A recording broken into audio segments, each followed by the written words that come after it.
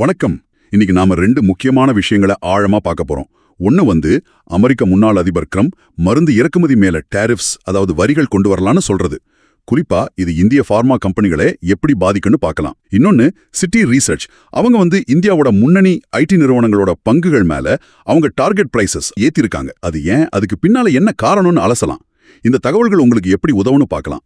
இந்த மாதிரி தகவல்கள் எல்லாம் தேடி எடுத்து உங்களுக்கு தர்ற எங்களோட முயற்சிக்கு நீங்க ஒரு லைக் கொடுத்தீங்கன்னா அது எங்களுக்கு இன்னும் கொஞ்சம் எனர்ஜி கொடுக்கும். சரி, ஆரம்பிக்கலாமா? கண்டிப்பா.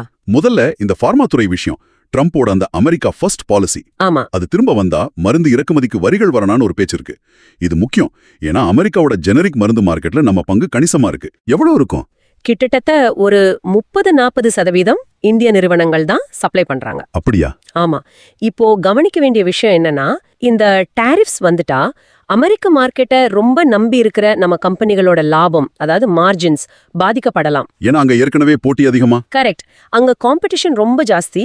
இது ஒரு கூடுதல் பிரஷர் மாதிரி. குறிப்பா யாருக்கு பாதிப்பு அதிகம்? 40%க்கு மேல யுஎஸ் ரெவென்யூ இருக்கிற கம்பெனிங்கன்னு சொல்றீங்களா? ஆமா. அப்படி பார்த்தா அலம்பிக் அவங்களுக்கு 50%க்கு மேல இருக்கு. ஆரோபிந்தோ 45%க்கு மேல. அப்புறம் டாக்டர் ரெட்டிஸ் ஜைடஸ் இவங்களுக்கும் சுமார் 40% வருது. இவங்களுக்கு கொஞ்சம் ஹை ரிஸ்க். ஒரு மாடரேட் ரிஸ்க்ல பாத்தீங்கன்னா லுபின் 34-38%, சன்ஃபார்மா 30-35%, அப்புறம் கிளென்மார்க் 30% இவங்கள சொல்லலாம். சிப்லா 25-30%, டாரண்ட் சுமார் 15-20%, இவங்களுக்கெல்லாம் இன்னும் கொஞ்சம் கம்மி. பயோகான் பத்தி சொன்னீங்க. ஆனா பயோகான் அவங்க மெயினா பயாலஜிக்ஸ்ல கவனம் செலுத்துறாங்க. அது கொஞ்சம் வேற மாதிரி சிக்கலான மருந்துகள்.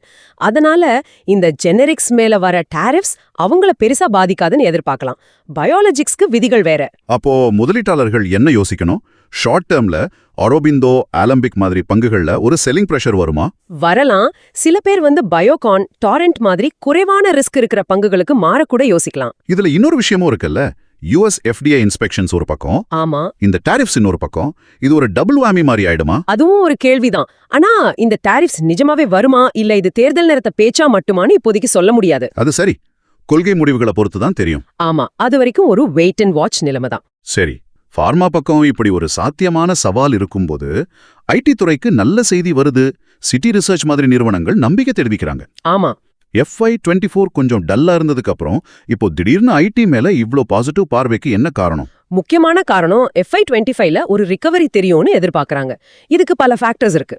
ஒன்னு AI, குறிப்பா ஜென் AI நிறுவனங்கள் இதை அதிகமா பயன்படுத்த ஆரம்பிச்சிட்டாங்க. அப்புறம் கிளவுடு, சைபர் செக்யூரிட்டி சேவைகளுக்கான தேவை ஜாஸ்தியா இருக்கு.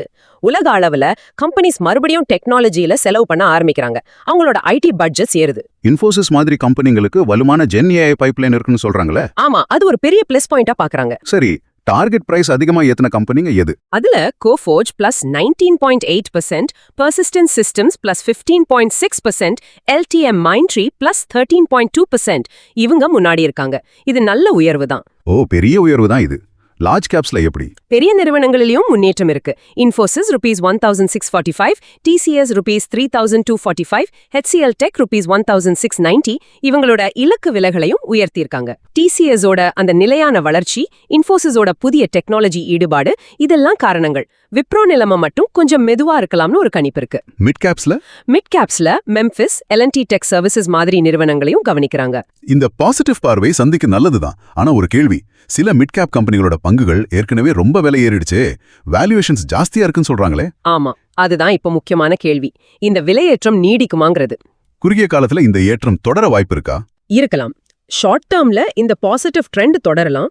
லாங் டேர்ம் முதலீட்டுக்கு பார்த்தா TCS, இன்ஃபோசிஸ், HCL மாதிரி லார்ஜ் கேப்ஸ் ஸ்டேபிளா தெரியுது. ஆனா நீங்க சொன்ன மாதிரி சில நடுத்தர நிறுவனங்களோட வேல்யூவேஷன்ஸ் கொஞ்சம் ஸ்ட்ரெச்டா, அதாவது அதிகமா தெரியலாம். அது உண்மைதான். அப்ப முதலீட்டாளர்கள் என்ன செய்யணும்? வளர்ச்சியை மட்டும் பார்க்கணுமா இல்ல விலையையும் பார்க்கணுமா? அதுதான் இப்போதைய சேலஞ்ச். growth துரத்துறதா இல்ல வேல்யூவேஷனையும் மனசுல வச்சுக்கிறதா? கொஞ்சம் கவனமா முடிவெடுக்கணும். சரி, அப்போ இன்னைக்கு நம்ம பார்த்த விஷயங்களோட சுருக்கம் என்னன்னா, அமெரிக்காவோட சாத்தியமான வரிகளால சில இந்திய ஃபார்மா கம்பெனிகளுக்கு சவால்கள் வரலாம். ஆமா. அதே நேரம் AI மாதிரி புதிய டெக்னாலஜியால இந்திய ஐடி துறைக்கு நல்ல வாய்ப்புகள் உருவாகுது. கரெக்ட். இந்த தகவல்கள் சந்தையோட போக்க புரிஞ்சுக்க உங்களுக்கு உதவும்னு நம்புறோம். நிச்சயமா. இன்னைக்கு நாம பகிர்ந்துகிட்ட இந்த தகவல்கள் எல்லாமே உங்க புரிதலுக்காக. ஒரு கல்வி நோக்கத்துக்காக மட்டுமே. எந்த முதலீட்டு முடிவு எடுக்கிறதுக்கு முன்னாடியும் உங்க ஃபினான்ஷியல் அட்வைசர் கிட்ட கண்டிப்பா ஆலோசனை கேளுங்க. அது மிக முக்கியம். இந்த விஷயங்களை பத்தின உங்க கருத்துக்களை எங்க கூட பகிர்ந்துக்கோங்க. நன்றி.